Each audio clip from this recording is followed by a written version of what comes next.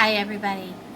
We have another recipe, a family recipe that most of the family, I have chocolate on me from the previous cookies I just did, which are sitting here hardening behind me, beckoning me to eat one. I'm not going to do it. I'm staying away. They are the no-bake cookies. The next recipe is called Mrs. Jackson's Sugar Cookies. The story goes is Mrs. Jackson was a lady that her and her husband worked for some of the family way back years ago, and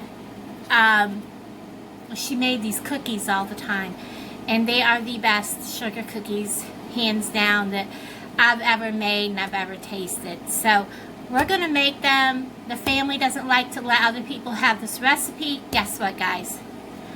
I'm not considered part of the family anymore, so I don't feel obligated to hide my recipe no more.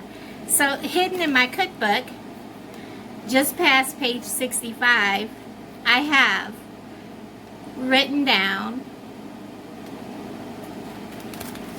the recipe from Mrs. Jackson's Sugar Cookies, and I am sharing it with all of you out there because this is a very old recipe. It is hands down one of the best sugar cookie recipes. There's a catch to these older recipes. To make them taste the same, make them come out the same.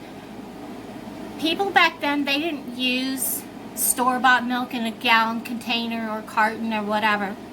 They used either canned evaporated milk or fresh from the cow milk, and trust me, it does make a difference. My mother always baked with canned milk, evaporated milk. So that's what we're doing today, guys. Wherever it calls for milk, we are baking with evaporated milk. So come on with me. We're going to make some old-fashioned Mrs. Jackson's sugar cookies made the original way. Come along with me.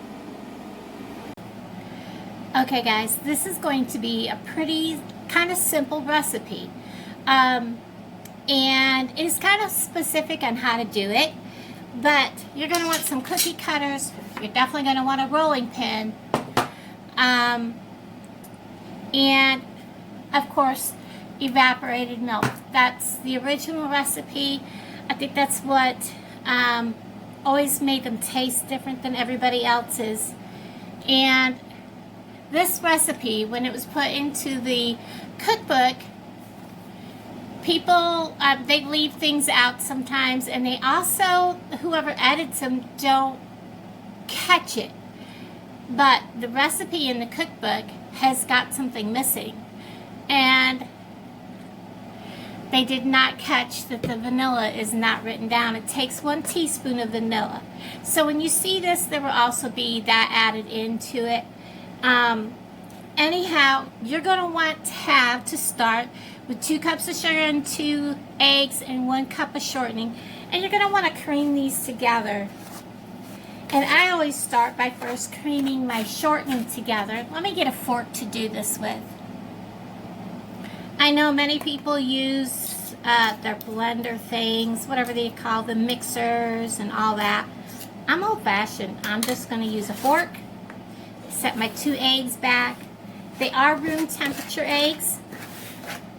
Unless a recipe calls for them to be cold, I usually bake with room temperature. I kind of just get the shortening kind of mixed up with the sugar so that it's kind of like gritty sand. And then you're going to add your 2 eggs right in there. I'm going to set that back out of the way. And you're going to blend those in. At the end, there will be, just like the other recipes, the list of ingredients, exactly how to put them together. And it should look kind of like that. See how easy that goes through? You don't need a blender to do this, guys, a mixer.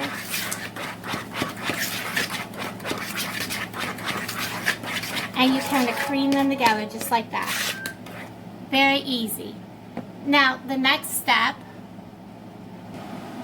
now before I go any farther, I do want to add my 1 teaspoon of vanilla before I forget. So I'm going to add that. And no, I usually don't measure my vanilla.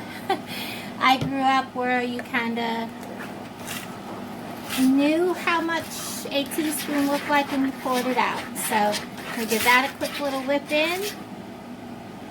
Now, here on my plate, I have 2 teaspoons of baking powder, a teaspoon of baking soda, 2 teaspoons of salt, but I do cut my salt back. You can do that. It's about 1.5 teaspoons, and 2 teaspoons of nutmeg, ground nutmeg. And this is a pretty big cookie recipe, so you'll be surprised how many cookies we get from this. We're going to go ahead and just add that right on in as I can. And give that a quick stir through. Now, my evaporated milk, give the can a shake. You always want to shake your evaporated milk. I have seen them just use evaporated milk without water, but this is what my mother always did. A little more than half of it, and then she filled the rest of the cup. So this is about 2/3 a cup of can, and then she would fill it the rest of the way with water. I tried to bring it over without spilling it, and then spilled it as I got to the table. But we're going to add this as we go, along with the flour. So now I got to clean up my mess.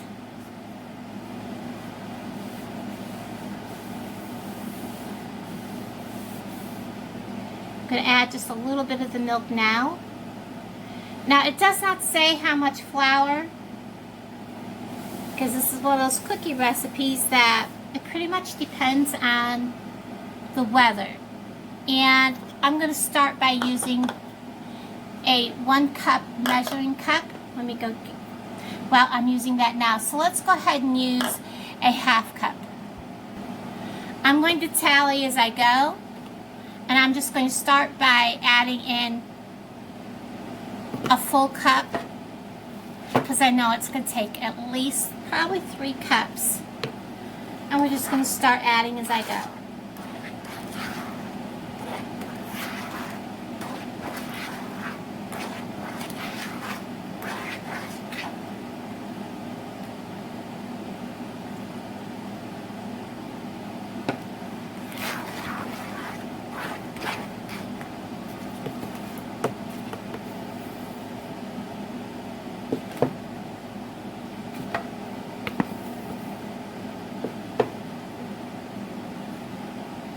There's 4 1/2 cups. 1, 2, 3, 4.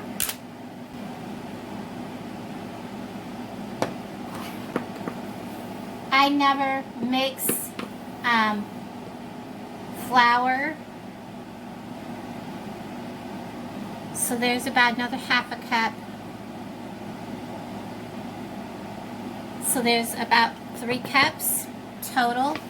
And I gotta go get another bag of flour. So with 3 cups in here, this is kind of where I go a little gentler on how much flour I add at one time. I'm gonna go ahead and add, buried my cup a little bit, another 1/2 cup.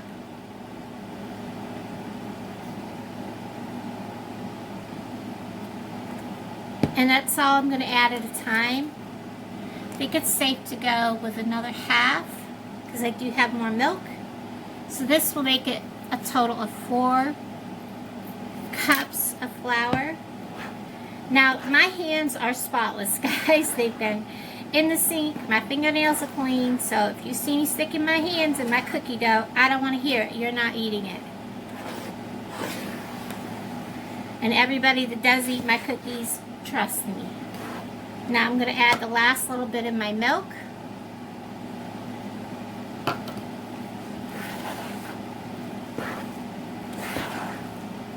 And you can kind of see where my dough is right at this point.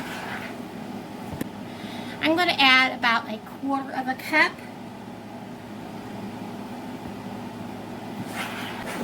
Yes, it's still too mushy. So about a quarter of a cup more. You can see it's about a quarter of a cup in there. So I've added initially about a half of a cup more. So we're at 4.5 cups. And this is where I get rid of the spoon because it's not helping me any.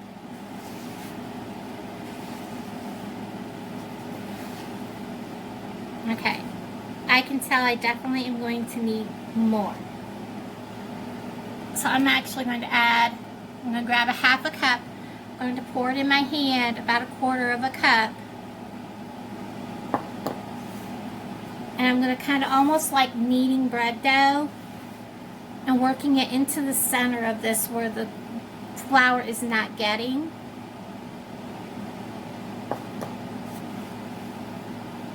The cookie dough and bringing it in and bringing it up through and working that flour into that cookie dough where it needs to be. So that was adding an additional cup, so we're at 5 cups.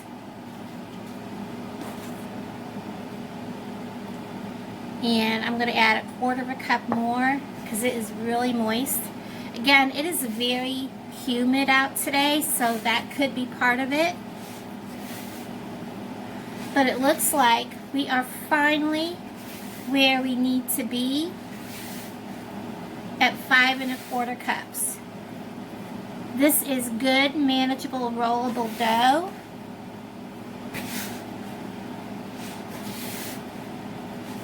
I don't know, maybe we need to go the extra quarter because it is still really, really sticky.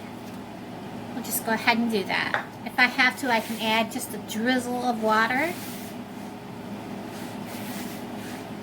Okay.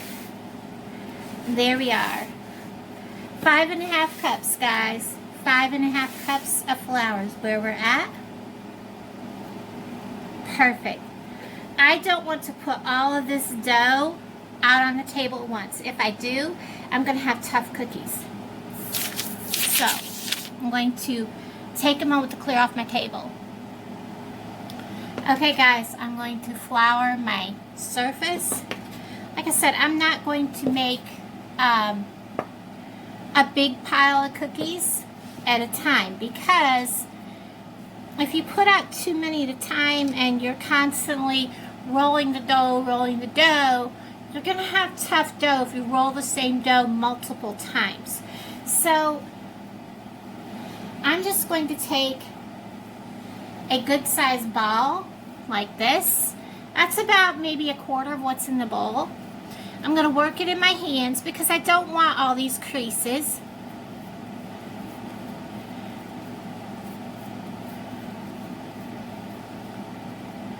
I'm going to lay it down, push it out, and I'm going to flap it over. I'm going to pull some of that dough with it, or some of the flour with it. I'm going to dust my rolling pin. I'm going to pull it towards me, push it away from me in all the directions. You want this to be not a quarter of an inch, but not quite a half an inch, because if you get them too thin, they're not going to be very good cookies, guys.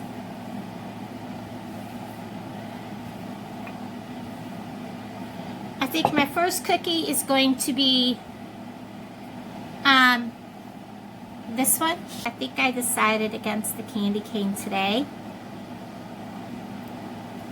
And you want to grease your pan with shortening, not butter. You don't want to use spray. So we have those. We're going to get them out of the way.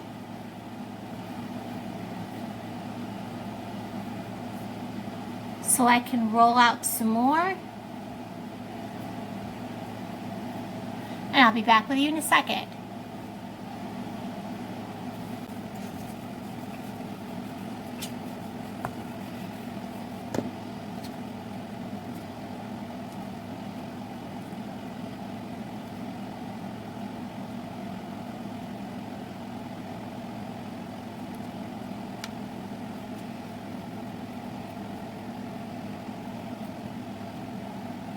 Okay, I have my oven set for 425. It may be too hot. You do want to leave a little bit of space for your cookies to grow, because this does, they do expand when they grow. So we're going to bake these at 425 for about 8 to 12 minutes, depending on your oven. I'll be right back. Believe it or not, only a teaspoon of milk, just evaporated milk out of the can, to my dough. And it is so much nicer. So it definitely needed a little bit of moisture. Probably because I'm running my AC. Your AC will definitely dry out. But it is so hot today that I definitely need it. So, don't want to go too thin. We're going to cut some Christmas trees. Oh, I forgot to flower my tree. These metal ones, you definitely want to keep flowering them.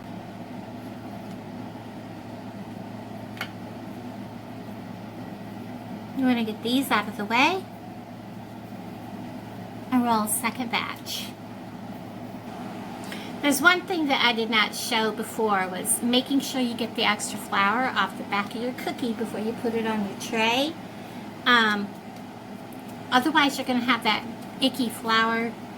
You know, I don't know if you ever had that issue going to grandma's house or something and your cookie was kind of like floury in the bottom.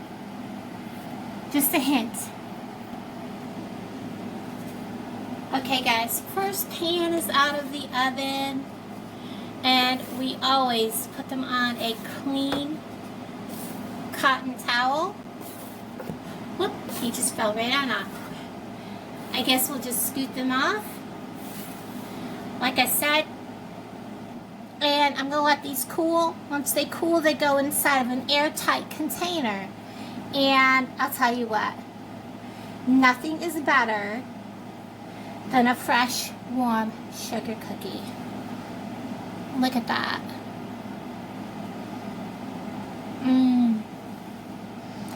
You can frost in these, and you can put these with glitter, you know, the sugar stuff on top. Perfect. Yummy.